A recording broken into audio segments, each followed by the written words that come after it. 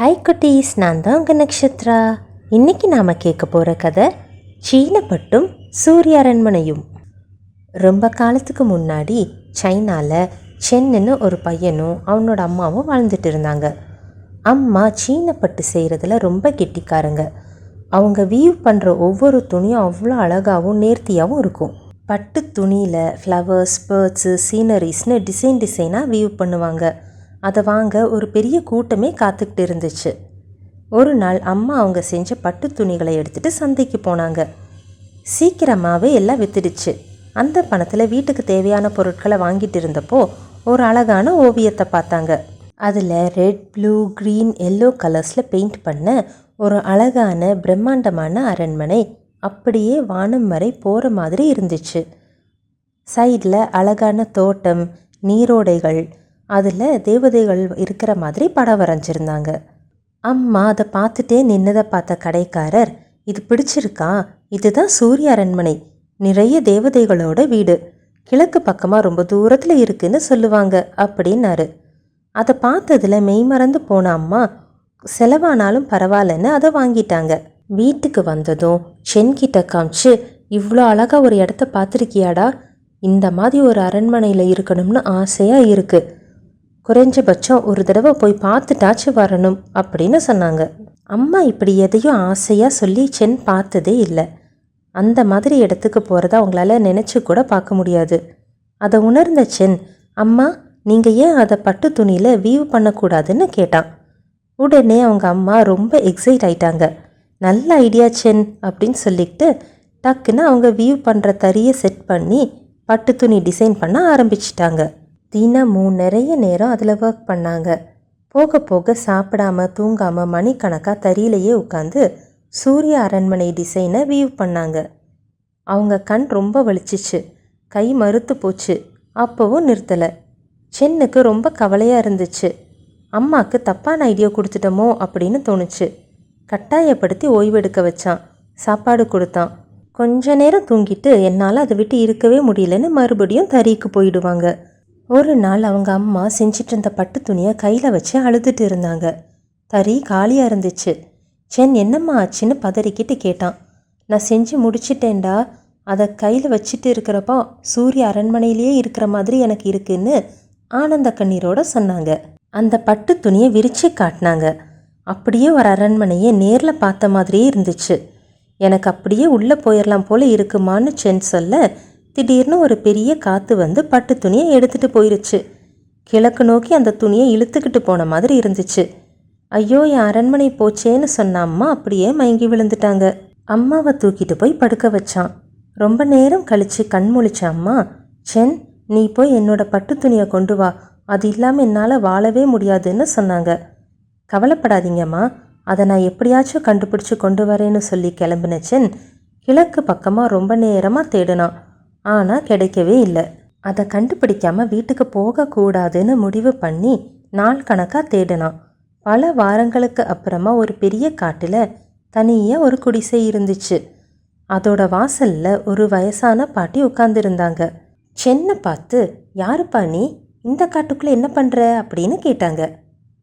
சென் நடந்ததை சொல்ல, ஓ ஆமாம், நான் பார்த்தேன், சூரிய அரண்மனையில் இருக்கிற தேவதைகள் தான் காற்றை அனுப்பி அந்த பட்டு துணியை அரண்மனைக்கே கொண்டு போயிட்டாங்க. அவ்வளோ நேர்த்தியான வேலைப்பாடுகளை யாரால் பண்ண முடியும்?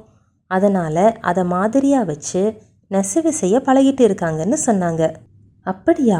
ஆனால் அது எனக்கு வேணுமே, அது இல்லைன்னா எங்கள் அம்மாவை காப்பாற்றவே முடியாதுன்னு சென் வருத்தப்பட்டான். உடனே பாட்டி, சரி இந்த குதிரையை எடுத்துகிட்டு போ, அது உனக்கு வழிகாட்டும், அங்கே போகிறது அவ்வளோ சுலபம் இல்லை, வழியில் நெருப்பு மலையும் பனி கடலும் இருக்குது, நெருப்பு சுடுறப்போ நீ ஒரு சின்ன சத்தம் போட்டாலும் சாம்பல் ஆகிடுவ, அதே போல் பனிக்கட்டி கடலை தாண்டும் போது வழி பொறுக்காமல் பெருமூச்சு விட்டால் கூட நீ உறைஞ்சி கல்லாகிடுவ, சின்ன சத்தம் கூட பண்ணாமல் பத்திரமா போன்னு அனுப்பி வச்சாங்க. ரொம்ப தூரத்துக்கு அப்புறம் நெருப்பு மலை வந்துச்சு. தீயா எரிஞ்சிக்கிட்டு இருந்த மலையை தாண்டதுக்குள்ளே நரக வேதனையாக இருந்துச்சு.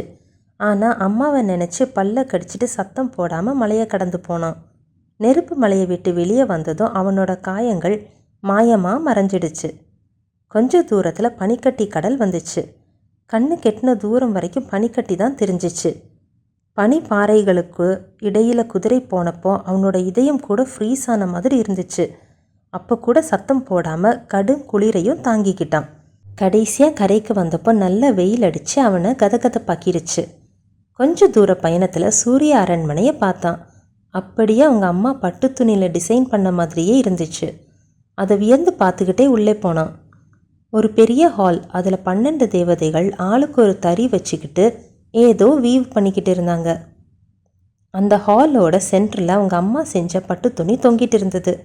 அதை பார்த்து பார்த்து தேவதைகள் வேலை பண்ணிட்டு இருந்தாங்க. சென்னை பார்த்ததும், யார் நீ? இது வரைக்கும் இங்கே ஒரு மனுஷன் கூட வந்ததில்லை, நீ மட்டும் எப்படி வந்தேன்னு கேட்டாங்க. நான் தான் சென், மேற்கு பக்கமாக இருந்து வரேன். அந்த பட்டு துணி எங்கள் அம்மா கஷ்டப்பட்டு செஞ்சது, அதை எடுத்துகிட்டு போக தான் வந்தேன்னு சொன்னான். உடனே ஒரு தேவதை, ஓ நீ அவங்க மகனா?